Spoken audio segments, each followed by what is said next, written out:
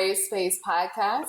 Brave Space is a healing place for gun violence prevention professionals and survivors. My name is Dr. Jordan, and I'm here with two incredible people, and we're going to have a really good conversation. But first, I'm going to let each of them introduce themselves, and we'll just kind of get the conversation going. All right, Erica?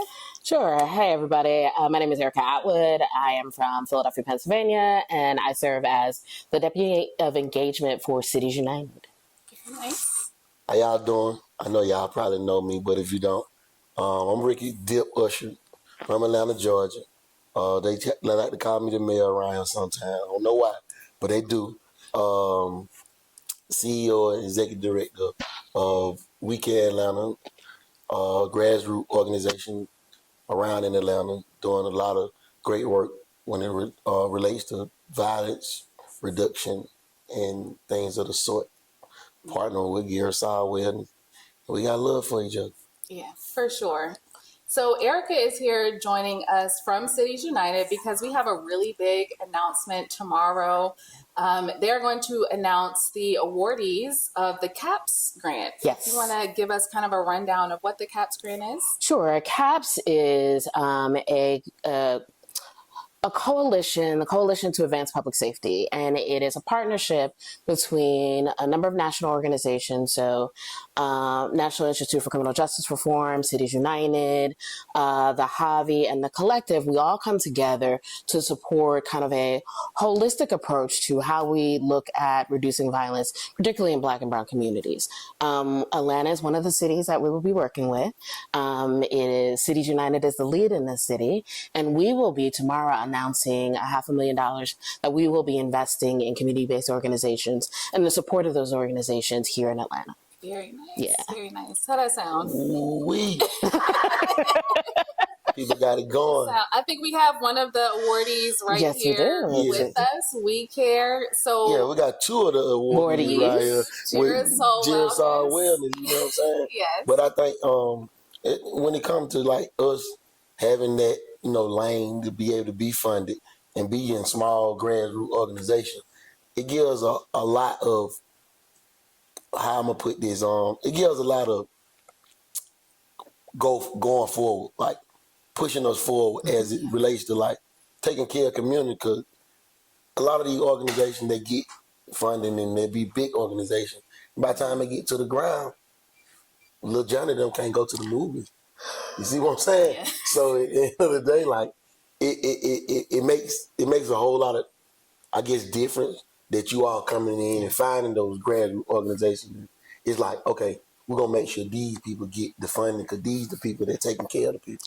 Right. Yeah. And that's exactly our mentality around it. It's really about, like, we know most of the leadership at Cities United, we've had direct experience in working in cities, or all of us have worked in our cities that we live in, that we love.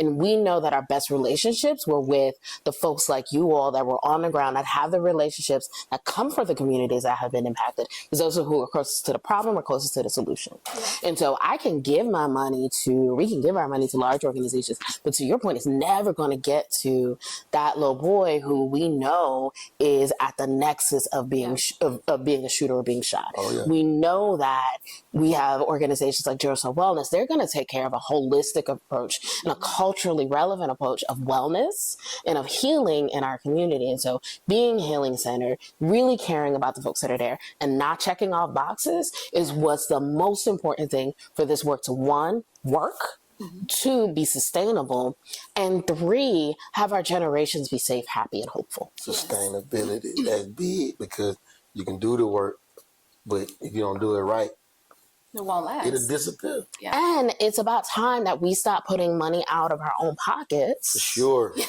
To continue to support our communities. Exactly. Like and while there's an importance to have accountability about the money that's spent, all those things, and all of those things are important, but there is a disproportionate amount of support versus surveillance for not black nonprofits and communities that are doing this work. Yeah. And so we have made a decision as CAPS, and we particularly value this as Cities United. We got to invest in Black communities.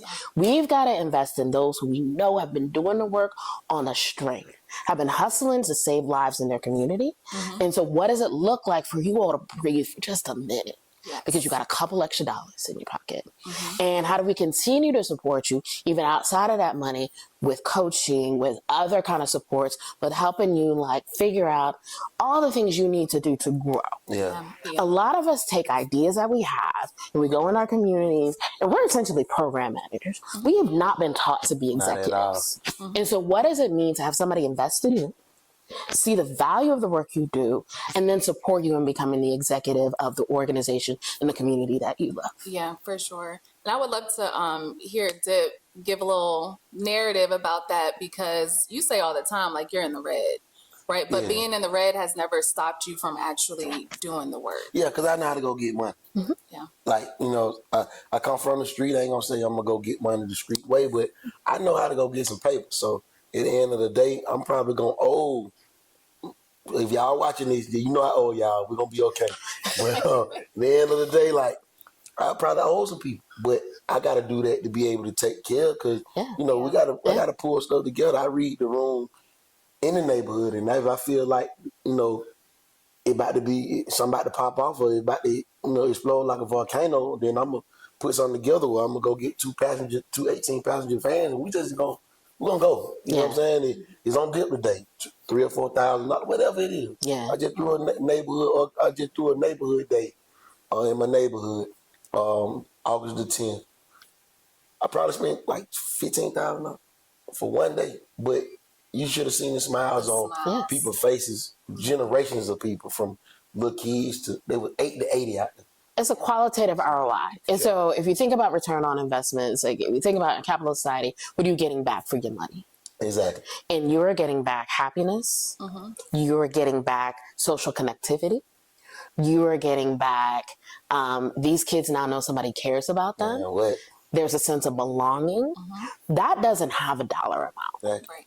And safety and health as well. Absolutely. Right? Absolutely. Right? Because if we you're... brought them out too. Yeah, you're right. When people were smiling and happy, you know, even being in that kind of environment, because I was there with the bouncy house and the food. And train for the kids. The games on the van. Game truck. It's like we had everything to have an experience for people to actually experience health. Right? If you're constantly living in a state of survival, right, it becomes really hard to prioritize your health. Right. And so having events like that, to the outsider, it may look like, oh, they're just using money to put on a party. No, it's not a party. It's a opportunity for health and wellness and playing outside. And we actually had a lot of resources out there. From God is Dope all the way down to Walters, that's a shoe store. They donated probably like 80-some different outfits and stuff, and we just, Walters and What's Happening, the store next to it, and we provided outfits for people like they don't get clothes yet. You know, they just came and got clothes and stuff. So it was dope. It was pretty dope. I wish a lot of the neighborhood organizations would have came, but it was like, Dip got it. And that's what everybody say. Dip got it. We don't got it. You see what I'm saying? But who got Dip? Yeah, there you go. Who got Dip? And that one I'm in the red. You know, you picking up what I'm putting down. I did. For sure. But you think about it, like to your point, Jordan, like you're talking about, like they think it's a big party, but that just means you don't understand culture. You don't understand the safetyness that comes, the safety that comes with being together, the tangible feeling that comes out of being in joy with your folks. Like, you know, when I get together with my family and we have like Sunday dinner, and I'm charged up for the rest of the week. I'm laughing about something one of my little cousins did, or like I'm texting another cousin and being like, "Oh, you see Nas?" Like it's all these little things that we do that get us through the journey of whatever shenanigans is about to happen that week. We still have something that tethers us to our joy. Oh yeah. Yes. Say it. That's what it is. It's like the commercials are like priceless. this cost this cost this. But Yes, the this joy is you get on priceless. these folks' face is priceless. Priceless. You Priceless. can't put a number. You can't put a number on that stuff. Because you've charged up somebody's battery for the week. So some kid that was out there that had a good time, was on the bouncy castle, got a hot dog, whatever it was, Yeah, decided not to hit somebody in the face this week. for sure. And end up in the principal's office because they had that social connection. We don't talk about like social efficacy enough in this work and how it's really important and that connectivity and community that actually is safety. Yes. And when we displace people, when we don't allow them to connect, when we don't invest them in their joy, they're just gonna be mad. They're gonna feel disconnected. There's a lack of sense of belonging. Exactly. They don't feel seen. For sure. Many a times I get on a train in Philly and say, "Hey, what's up, young man?" It startles them because they've been Because they're seen. not asked that. They're not seen. They're not. Yeah. Not how your day is or none of that. Right. But one thing they know when they see Coach Dip, he gonna make sure everybody's smooth. Especially the first thing I'm holler. Y'all ate? Yeah. We ain't ate, Coach Dip. All right, be back. 100 wings. We just gonna knock it out. I don't even eat chicken, but yeah, we gonna eat. Y'all make sure y'all straight. And the best way to get them to, be able to open up is to break bread with them. Break bread with them. You sit down and you talk it out, you eat with them, and you'll find out some stuff that they won't even tell their moms and dad. Each and every time. It should be crazy. So, that's a tool I use. And, just moving forward, man, having that understanding so I can be able to show the little ones that coming up, like right up under me, that's like 20, 21 years old, like, you next, right? Yeah. Because I'm going to have to go do some other shit. So Yeah. you need to be understanding what I'm doing so you can be that next one sitting in this seat to be able to, hey, look, Scooter doing this now. Yeah. I got this from Coach Dip. Y'all know y'all came through the same old, we just planting them seeds and growing them trees. Yeah. That's Yes. it. Mentorship. That's it. And I wanna touch on something you mentioned earlier about social connection. Yeah. Because I think that's such an important piece of this work that you're right, we don't talk about enough. So a question I have for you, what are some of those early social experiences you had growing up that really gave you a sense of like community and family and even safety? So for me, it was church. So it was growing up in church. And so I grew up in Camden, New Jersey. I was born in the 70s, grew up there in the 80s and 90s. So I was coming of age at the apex of the crack epidemic.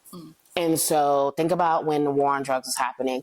Like I started high school in 1989. And so what was happening in my community was extremely dangerous, extremely crazy. And where I was safe, where I was protected, where I was very much sheltered was the church I grew up in. And so that's where most of my friends, I have friends in school, but that's where most of my friends were. I think that, at least for me, that environment saved my life at the time because it was very insulated, very sheltered, very close community. And I think that that is one way. I think I have other friends who were in sports. So funny enough, I have a friend, Ricky, that I grew up with. Yeah. And when Ricky and I talked about it, football saved his life. And so it's really about what is the thing that kept you connected to people that was a dome away from all of the bullshit that was happening. Sure. And so like, yeah. So church for you. Yeah. What about for you? Oh, man, I can answer that, but it's like football. I'm always gonna say football and stuff, but I was born in this shit. Like, a lot of people say he jumped out the pool. I was born in the yard. I was already in the yard when I was born. So it's like, it was kind of crazy. Like, Miami boys came here when I was young. Yeah. I witnessed this shit. Like, I witnessed my neighborhood shoot them out of my neighborhood. Like, I'm from Mechanicsville. Yeah. I witnessed, like, the people that hung in my house, they was shot up and shit. But they shot them. The Miami boy knew you can't go to Mechanicsville, try to set up nothing. But I witnessed this, being a youngin', being a jit, seeing this. So it was like, it was always around. Yeah. And by like you said, like I had the Dunbar Recreation Center. And that's why I went back there. Because I had it coming up. When I was coming up, I had Coach Pop, Percy Bowles, and Coach Tony Hill, and Coach Jerry, all of them. They was around, and they got me away from that. Yep. They knew my mom was selling dope. Everybody knew Steph selling dope. let's get deep. He played ball good and all that old shit. So we done that. I definitely done that. So that kind of saved me. And we had Mr. Dollar in the neighborhood center. He was the director over the neighborhood center.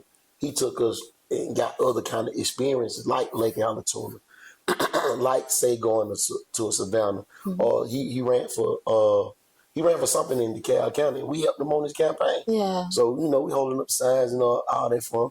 He paid us like $35. It wasn't a lot to me because I might got $35 when I go home. But it was a lot to my friend and I had a good time with him. So like a lot of stuff like that just kept me away. Family on my side, a whole lot of like different stuff.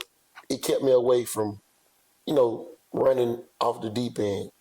And I end up chain gang and doing that type of stuff just from selling drugs. Like I said, I come up in drugs. Yeah. I probably was going to sell drugs. I wasn't no killer, none of that, but I came up selling drugs. So that was kind of an outlet for me, sports and just the neighborhood recreation center. Yeah. It was an outlet. But what about you? So for me, church was definitely a big factor because we had a lot of young people at our church. So that was like a place of safety. But I think one thing that always stands out for me is my home.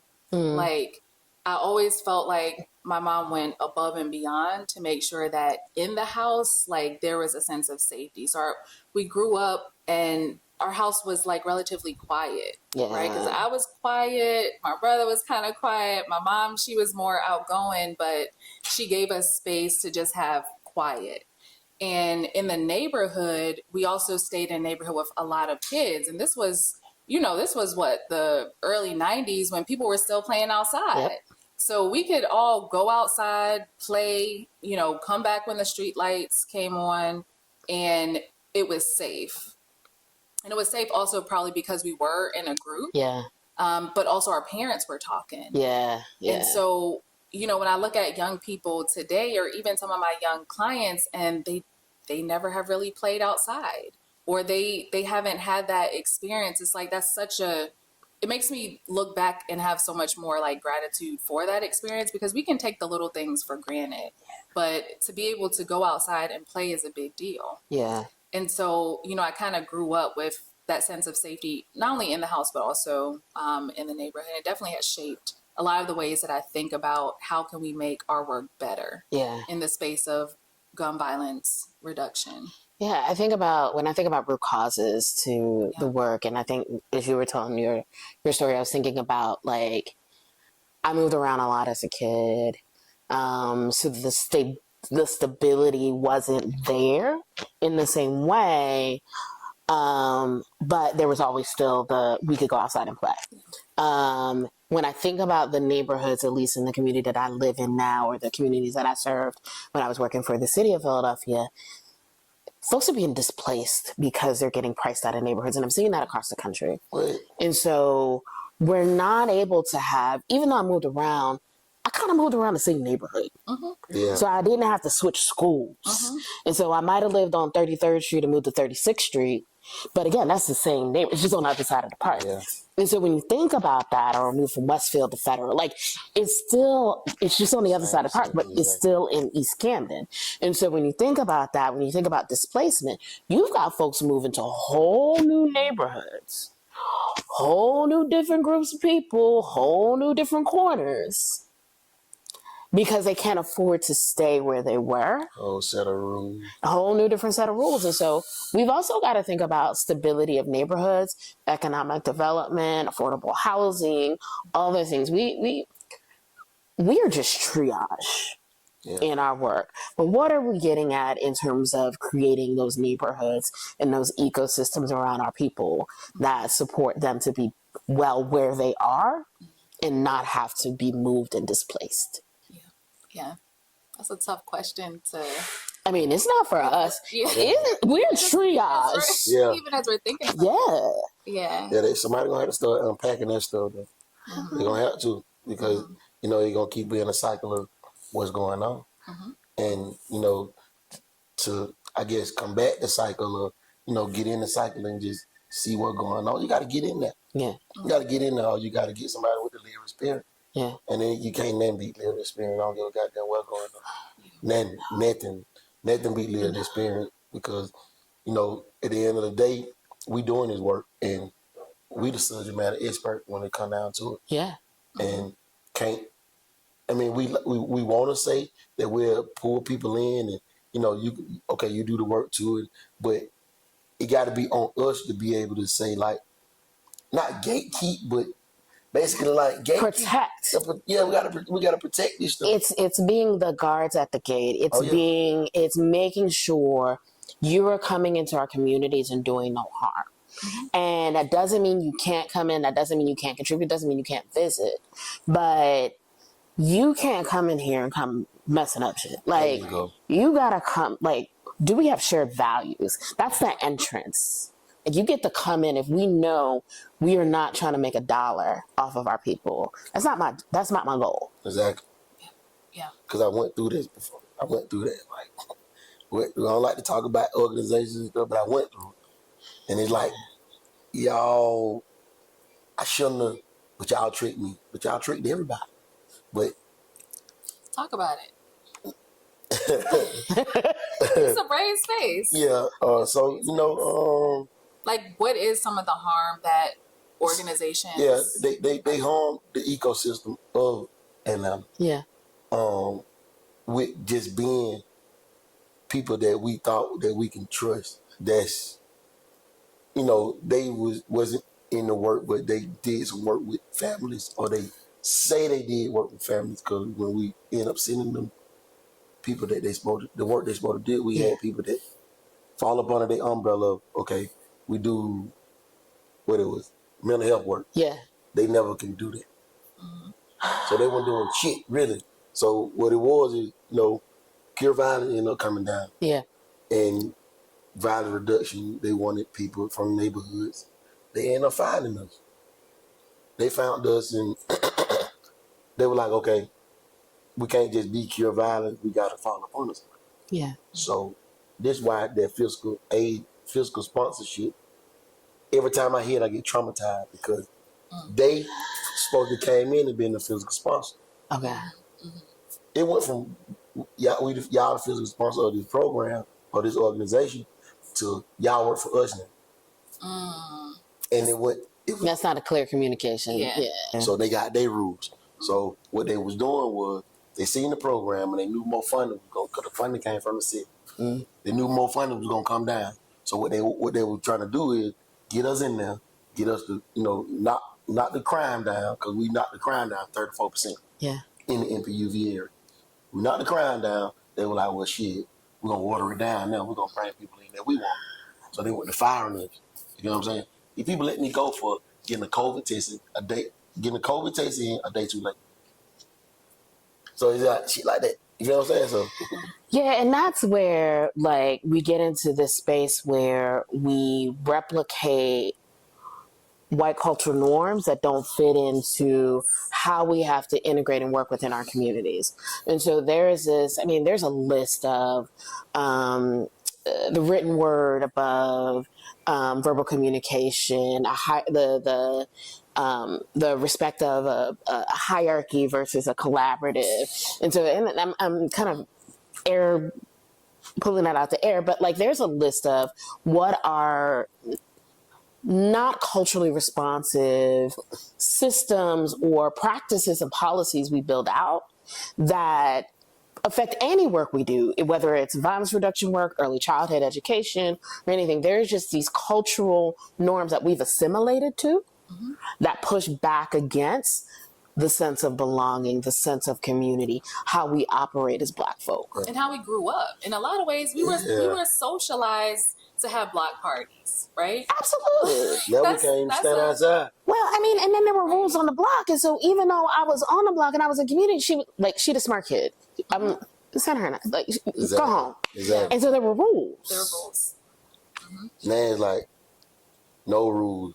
No, matter of fact is, we make the rules and we break the rules. Not us, but the people. Yeah. We make the rules and we break the rules. Yeah. And ain't nothing you can do about it. Yeah. And it's like, what the hell? God damn. Yeah. You gonna tell me you gonna...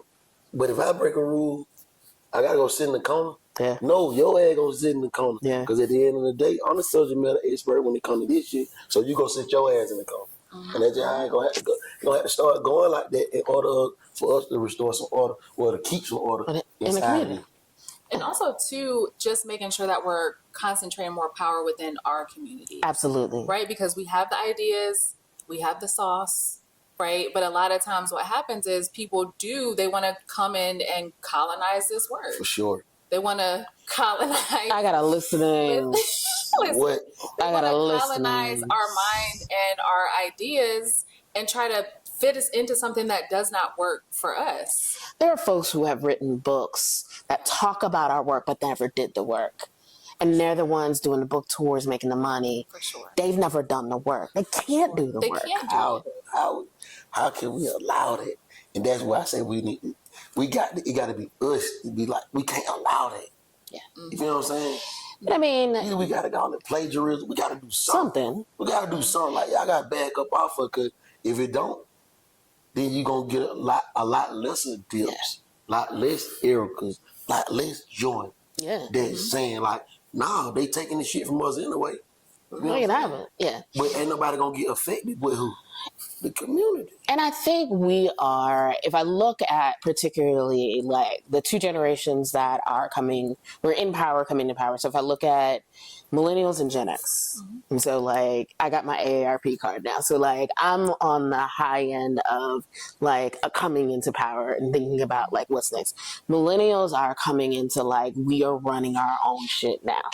I think we are the ones that are like, nah, you can't come here no more. And I think we have the boldness to say that out loud in public and on microphone. There you go. Yeah, yeah. And that is very different than, and I had this conversation years ago with a boomer around, they made the majority feel safe so we can come fuck it up. And I think that's our job right now, in how we hold the guard, how we keep our work, how we bring back a sense of belonging, how we change the norms, how we guard our work, and how we don't make people take our names out there. There you go. That part. That part. That just, I felt that. Take my name out your mouth. We were just talking about that before we started this interview, because it's like we're really out here working hard. Yeah. We're like, Dip and I, the reason we work well together is because we're so focused on the person that's actually going to receive the benefit of our services. Yeah. Right? So even this whole setup here came in yesterday. It was his youth who helped us get this set up, right? They're constantly with us. They're constantly watching us. And that's our focus. But then there's people who like to have our name in their mouth. Who like come and just make things like... They try. Yeah. You can't come against God. This shit God. Yeah. Absolutely. God, at the end of the day. Yeah. And we're all blessed to do purpose-driven work. And I will also give you your kudos because you're telling your story. Sure. And so oftentimes we're so busy with our heads down doing the work, we don't lift up to take control of our narrative and our stories. Yeah. And so you all are doing this just even the podcasts. Yeah. And so like give yourselves credit for that too, because this also keeps people from taking credit for the work that you all do. For sure. Yeah. For sure. Put it out, man. That was new mix. Jordan got a new mix. Don't worry about that. You know what I'm saying? Co-produced by me. Erica got a track on there. I'm gonna make it happen. I'm gonna make it all happen. I'm gonna do a guest verse. Yeah, for sure. You know what I'm saying? We would love to have that. Yeah. Yes, sir. I mean, it's so important because you're right. We have to put the narrative out there, or we can't be mad when someone puts a narrative on us. Right. So I guess that's a question that I would love to hear, both of you speak on. Like, what are some of the damaging narratives that are still out there? Like, what have you heard about Atlanta? What should we be doing, or how should we be shifting the narrative away from any sort of damaging? I honestly don't think that I've heard kind of anything disparaging about the work here in Atlanta. I think that one of the perspectives I look at is how do you put all the puzzle pieces together? Mm-hmm. And I think everybody in community that at least I've seen here you all are together in like the corner piece of the puzzle. But then you've got the county folks over here, you got the city folks over here, and then you got like your hospitals and your institutions and philanthropy. You got all these puzzle pieces. I think that if I had to say something about what is Atlanta or what's the perception of Atlanta, is that y'all got all your puzzle pieces together and everybody else has got to fit in a way that is not controlling, that they're a part of the whole. You can't see the big picture without you all because you are the biggest piece of it, but everybody's got to plug in. Yeah. Exactly. Yeah. I wish you could tell them. I'm working on it. Tell them. I am working on For the it. people, you know. I had a whole meeting before I got here. I'm working on it. I promise people, man. you. Y'all get with these folks, get your ass out the way, straight up. Promise you. But I think coming from my end, the biggest reception, I think, and I heard this on social media a couple of times, and it was a dude, he got the Atlanta slang, but I never seen him. They young too. He get on there and say, it ain't no OGs. Atlanta ain't got no OG that can step in there, but you can tell he don't know. He don't know no. Like, he probably from a neighborhood that ain't got no OG. But I can talk to you from east side, west side, north side, and south side, because you know me. Yeah. But it's just like the perception of it, like it ain't no OG, so we ain't gotta listen to nobody. Nah, ain't no way in the hell you can tell me you ain't gotta listen to nobody, because me and my people were just in Target the other day. It was like 13 young kids in there, boys. They in there just acting a fool. The police at the door. I just push up on them like, y'all don't want these folk to be on y'all land about that bullshit. Y'all ain't gotta do nothing but just chill in here. And there's some girls at the bottom of the escalator. Why don't y'all go get with them? And then my people like, she like, how the hell you could just talk to any teenager? I'm like, I don't fucking know. But I was one of them. Yeah. And that's part of it, is you see yourself in them. Exactly. Or you see someone you love in them. And so, like, for me, it's, and we are having this conversation earlier, like, I'll be on the train and see a young man and be like, hey, baby, and startle him because he has thought he was invisible. Yeah. And just be like, hey, how you doing? Or like, yesterday I turned into a whole auntie on the train and I'm almost embarrassed. So like, folks were arguing over some dumb shit. And I'm about to get off the train. I stand up, I was like, you know what? All y'all right and all y'all wrong. And everybody calm down. And then we had a conversation about just general civics, because that's what they were arguing over. And I'm like, y'all all puffed up and mad and hollering and yelling on the train with everybody else on the train. And everybody wrong. And also right. But y'all good? I made them laugh. I got off the train. They was still chit-chatting, but I definitely diffused what was happening. I was like, I'm older than all y'all. Everybody calm down. Yeah. And there's no blueprint for that, right? Like, even you say you turn into a whole auntie, like, there's no blueprint for that. And I would argue that there is. I mean, in the sense of like wanting to put that in a program, like something real formal, like possibly you could. But I feel like sometimes the perception is that unless we provide a funder with a blueprint to say... Oh, you talking about that blueprint. No, Yeah. I'm thinking about like the genetic blueprint. I'm thinking about even like Sean Jenwright's work around healing centered wellness and Bell Hooks' work. And so there are blueprints. It just doesn't matter to philanthropy. Right. That's the difference.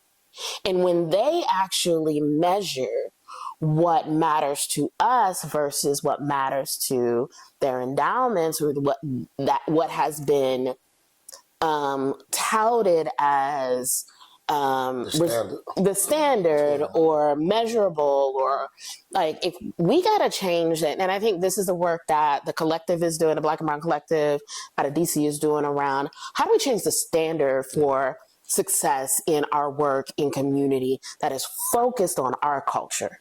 And that's where the blueprint comes. Genetically, we have a blueprint. Yeah, for sure. Like, you talk to aunties from Nigeria, you talk to aunties from Jamaica, you talk to aunties from Atlanta and Philadelphia. We all got the blueprint. Oh, yeah. Yeah. Oh, yeah. Because it came from generation that came before. Exactly. That's where the blueprint come from. The blueprint already laid. They couldn't beat that out of us. Like I said, we already talked about it. You gotta plant them seeds, build them trees. Yeah. That's it.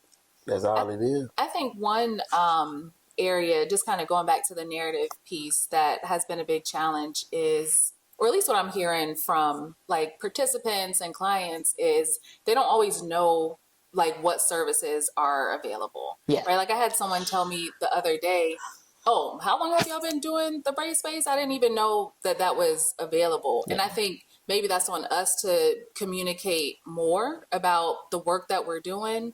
We're just making the resources more available. I think part of that also is understanding how people communicate now. I don't always understand it. And so, yes, social media is a part of it. But what is the whisper down the lane that exists now that gets folks into services? And what makes them understand that this is a place you can trust? For sure. And so when you think about systems, you think about programs, like we go back to the welfare system in the 60s and 70s. That's a system that was supposed to help families, but it was punitive to particularly Black fathers. Oh, yeah. And so we have an inherent distrust of systems because of our history. And so if we have a program, we're building something, we've got to figure out how to get people to understand it's a place where you are safe. Yeah. And if it is, and then understanding whether or not we have the capacity for all the people who need us. And I often think that's where we don't really have the proper measurement, or we dip outside of what is our lane because we see I'm supposed to do mentorship, I'm supposed to do sports, but I also knew these kids, to your point earlier, they're hungry. Their moms need counseling. And so now I'm trying to fill all these needs that I see in this home versus calling partners. Yeah, and that's why I was going to say you got to use them partners. It's calling the partners exactly. and saying, I can't do the 27 things on the list. I got 4. Yeah. Dip, you got these other 3? For sure. Jordan, you got these other 5. And that's also part of it too. And so maybe it's not your job to communicate that you're here. Maybe you need a partner to be like, all right, I'm going to go and I'm going to beat these streets and make sure everybody knows you're here. Yeah. Yeah. I completely agree with that. I guess to your point earlier about the puzzle pieces, right? Maybe making more bridges and connections to make that happen. And It's the ecosystem. too, like, is people don't want that shit till they need that shit. Yeah. You know what I'm saying? Or people don't need that shit till they want that shit. Yeah. It's either one of those. Because they probably would have never asked if they ain't need it or if they ain't want it. Right. They'll turn a blind eye to it if they ain't need it or none of that. They're like, okay, they're doing that. You know what I'm saying? Now I need somebody to talk to. Like, how long y'all been doing the braids, baby? I mean, it comes to all of our wellness in our community too. And so it's physical wellness, it's mental wellness, For sure. spiritual wellness. It's like, I ain't praying until I can't pay my rent. There you go. You know what I'm saying? Like, it's that mentality. Like going to jail. I don't want to pray, ask God to help me out until I'm in his cell and I'm facing some time. Now I'm going to pray to him. But you've been on the street all the goddamn time. You ain't had to do nothing but just, boy, thank you for waking me up, big dog. That's all it takes. It's that proactive response. It's like, it's even your physical health. It's like, how many of us have had the conversations with a parent, like, if you don't go to the doctor or some older relative, like, be proactive. Don't wait until your ankles are swollen. Don't wait until you can't see out your left eye. Exactly. Like, just go on a regular basis. And so I think that's the mentality too, for all the things in our community around what makes you whole, what makes you feel safe, what makes you feel healthy, is that proactive approach. And we got to teach people to be proactive. And there's this whole man who's a violence interrupter in Philly who's probably still mad at me because we had an argument about the difference between surviving and thriving and how do we get away from hustle. And so we have a vernacular of hustle because that's just a word of a generation. And when you really think about what it means to hustle, is that healthy? I don't really think. You know what I'm going to say? I don't think it is. You know why? Because you hustle to come out of a situation. And then when you fuck your money up or you mess your situation up, you got to hustle even harder to get back where you were. And to get ahead again. Get ahead of some shit. What does it look like to thrive? You ain't got to hustle. The one thing I do. That man's still mad at You me. ain't got to hustle. You got to hustle. And I understand that. And I think that, like, when you put it like that, I understand it now because I come from us. Like, I understand that shit. Like, I've seen the grind. I done been in the grind. I done stayed up 2 or 3 days because that rent was due. I got to do this shit. You know what I'm saying? And it ain't. I was happy when I made that quote, but at the end of the day, like this made me lose sleep. I had to eat noodles at the store, all the 24-hour store meal. You see what I'm saying? Absolutely. And like I'm kind of my health and shit fucked up, but I made that rent do. I made that quarter. Went late on none of that stuff, but I did do that. But like, and now that you said like that, you're like, yeah, if you thriving, you ain't got us. And that's all I want. That's why I do this work. Like, that's why I feel blessed to do the work, is like talking about what does it mean to get us to have a sense of thriving. Like, I talked a little bit about coming up, and I think that, like, if you know where I grew up, if you're in Philly and I tell you I grew up in Camden, folks gonna go, oh. Like, and for me to be where I am and the perception of where I grew up. And I do this work because I don't want to be an exception. I want to be the rule. I want every kid that comes from Camden, Mechanicsburg, wherever She put them to... Mechanicsville and Pittsburgh. I'm sorry. Mechanicsville, but it's Pittsburgh too. Oh, so and we have a Mechanicsburg in Pennsylvania, so that's why I got to put them together, man. But I like that. But when you think about it, like, what does it look like for a young person to be able to get a good education, work in a career that they enjoy, to have some success in how they define it, and just be happy? Oh yeah. And it doesn't matter where you come from. And so, like, that's what I want. That's what I want for our community. That's the legacy that I want to leave in this work. Is like, I want to make sure a kid like me isn't the exception but the rule. For sure. I love that. Is there like any one thing? Standard. Is it the standard? Yes. Standard. For sure. For sure. Is there any like one thing or one part of your lived experience that got you into this work, or either keeps you in this work?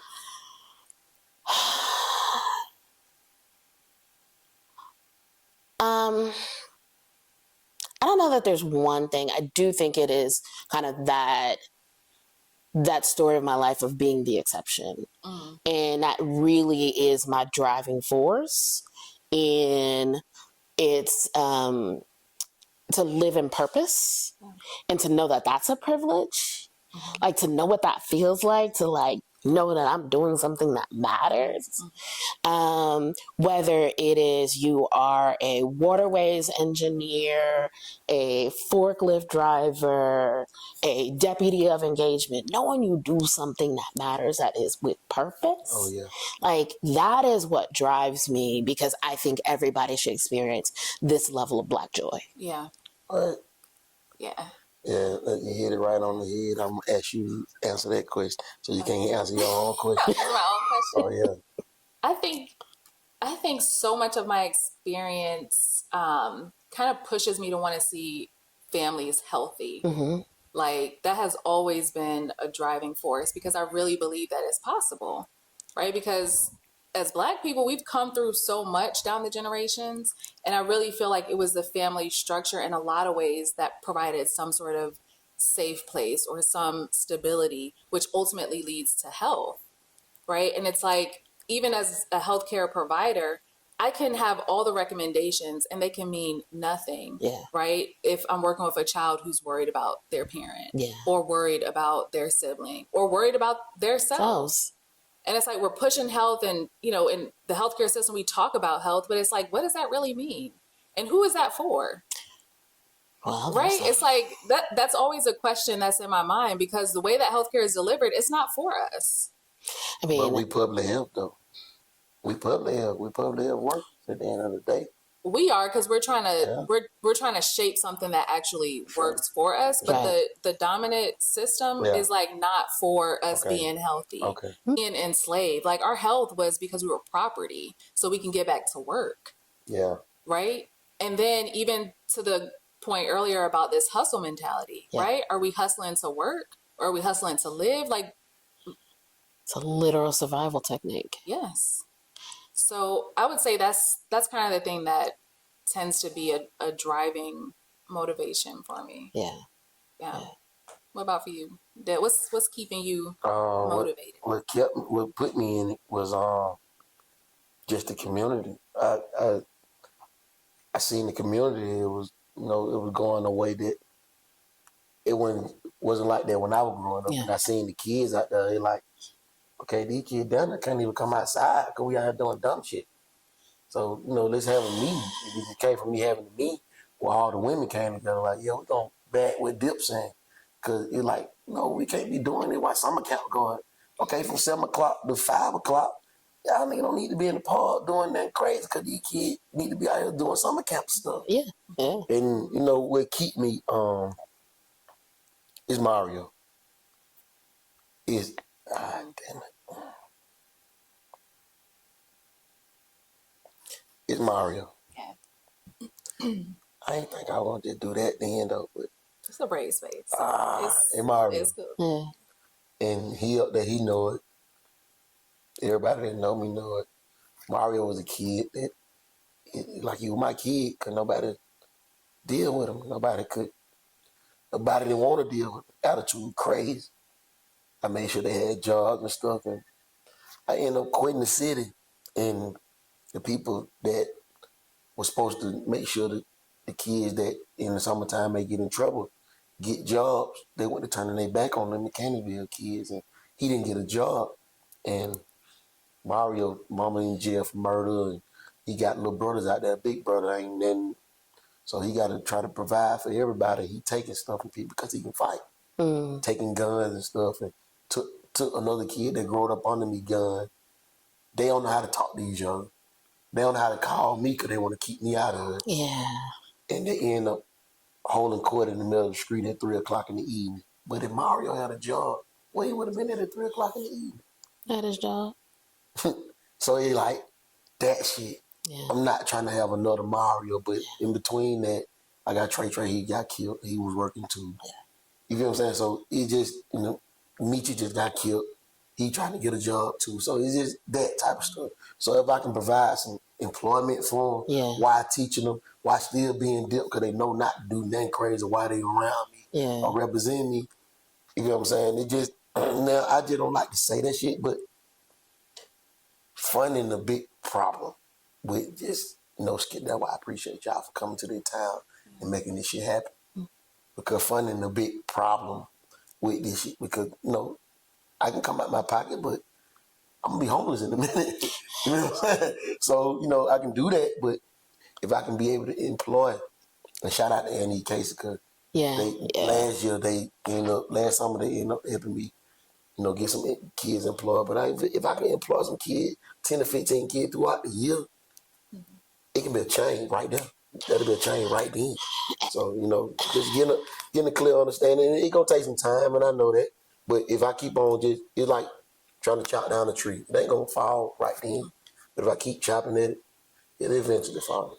And what ends up happening, at least with when you have the workforce conversation about kids, is like, well, nothing stops a bullet like a job. No, that's not it. That's not the end of it. It's let's one, give them something to be proud of. There you go. 2, give them something to keep busy because the brains ain't done baking. Their brains ain't done baking. And then 3, let's give them some structure because they may not have it at home in the way they need it. Yeah. So we put them in a workplace and that gives them structure, and then followed up by a caring adult who's going to relentlessly engage them. So it's more than just the job. Yeah. It's more than just the paycheck. It is about all the things that comes with learning how to be a responsible adult in those first couple jobs. Exactly. And that holistic approach to what that is. And we don't talk about that enough. It's like, oh, let's just get them a job. It's more than that. Yeah. So much more than that. It's learning how to grow up. Yeah. Yep. Back end of that though, after work and all that, they got CBI. I'm training them, understand how to de-escalate. I'm training them in CBI. She doing brave space with them. We're splitting out 2 hours and we're making stuff happen like that. So, we got a whole program of stuff that we do together. Our partnership is, say it with that word. Wait, which one? Symbiotic. Yes. Symbiotic. We have a symbiotic That partnership. is. Not Fantastic. competitive. Yeah. It just goes together. Yeah, That shit go like peanut butter and jelly. I'm the peanut butter. He's jelly. Smooth or crunchy? I'm a stick to you. No matter what, I'm a stick to you. You know what I'm saying? And she don't come and smooth it over. So we work like peanut butter and jelly for sure. That's awesome. Yeah. Now, I also think it's like exposure. Yeah. And so, like, you've got folks that trust you that, like, you need to introduce to dip and vice versa. And so, what does it look like? I think that's also a big part of, like, for me, what made my life different is, like, my family and my mom exposed me to things. I remember my parents getting me dressed up and taking me to see some play. I don't even know what the play was, but I remember like I went someplace like with that had a white tablecloth, and like I might have been 8, and my mom might have gotten free tickets, or my mom knew that it was free day at the Philadelphia Museum of Art, and so all we had to do was catch the bus over to Philly and then go to the museum, and that was the day. And so it's about exposure. It's about it's about that sense of belonging. So now when I walk into it's where the Rocky Steps are in Philly. So folks who don't know Philadelphia, I walk into that building. That's my building. I've been going there since I was a little girl. I don't feel intimidated by that building. Exactly. And so it's about that exposure we give our kids to something new, someone new, a different conversation, a different food, all those little things that just spark something in their brains to give them something to look forward to and stay here. Yeah, I love that. So I know Dip and I, we're so appreciative of the support. We can't say enough how much is really going to help us in the work that we do. So we just want to make sure that we gave you your flowers. And also, I think it would be helpful to know too, like, how do you all see us? Like, what's some of the expectations? Like, how can we maximize this time that we have as an awardee? I think for you all as awardees is one, realizing you have access to a network of support. You don't have to figure it out by yourself. Yeah. You've got folks you can call around you trying to figure out how to pay stipends, and you can't figure out I know somebody who can help you figure out how to do that easily, quickly. We talked about communications again. Like, you have not only have the money, but you now have access to a network of support through the other CAP cities and through the other CAPS partners. And so figuring out, even asking, I don't know what I don't know. Yeah. And just being able to talk it through. You got people's phone numbers you can call now. So that's the expectation. The expectation is we continue to build community.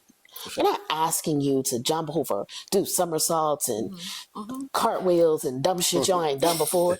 We funded you because we know you're doing good work. Yeah. And we know you need the support. So continue to do the work. Also know we got your back. Yeah. It sounds like do you, right? Absolutely. Which is, we love that, right? We love that. We appreciate that. If you need support and like you ain't figured out how to collect that, like call us. We'll help you figure it out. Yeah. That's cool. Yeah. I just appreciate it all. Like, even with me being in the grant writing classes. Yeah. And I was telling them I ain't used to asking for no paper that like my buddy them, but like people, like I don't know. I ain't used to that, but they like closed mouth won't get fed. That's what they said on the thing. Closed mouth won't get fed. You gonna keep on spending your money. If you acting like you don't want to ask nobody for shit. Or you ain't asking them for that. They set up to be able to fund somebody. So you gotta just, be able to put them words together. Yeah. I think I got it. If I know you got it. Oh, I'm gonna call you. I'll make sure you get it. If I don't have it, I already know it's for sure. And I think part of it is we also are setting an example for philanthropy. And so we're not a foundation. We are a community. We're a community serving organization that, and we all are community serving organizations that either work with community-based organizations or cities or hospitals. But we also know what it means to truly invest in community. And we now will no longer give foundations and philanthropy an excuse not to fund and support community-based organizations. Well, they're untested. We don't know who's put any money behind them. Oh, no. Like, now you know you can, and now you know they come with people who have their backs. Yeah. The support is invaluable. They're gonna do a lot for you. It is. So. And I will also say, funders, we talked about Annie and Casey. Yeah. So there's Tamika, there's Mo. We all talk to each other too. Yeah. So we're also working to make the environment more supportive for you too. Okay. And so it's not like, folks be talking about and they be every which way and somebody asking you for this and somebody asking you that. Nah, we're a community too. Yeah, that's real dope. Yeah. Community taking care of community. Absolutely. You say that a lot. For sure. That's it. That's it. That is also the standard. Don't nobody give a shit about it. It is. Don't nobody care about community like somebody from the community. Yeah. So. Thanks.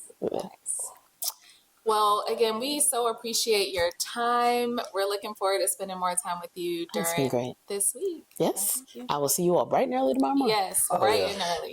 Real early. You gonna be on time? Relatively. You gonna be on time. I'm gonna try to get there on time, for real. I'm gonna be there though. You know what I'm saying? I just call my jet. Helicopter, let them just drop me down in there. Okay, that's cool. All right. This is the Brave Space podcast. Brave Space is a healing place for gun violence prevention professionals and survivors. We meet, we process, we heal in community. Better know it.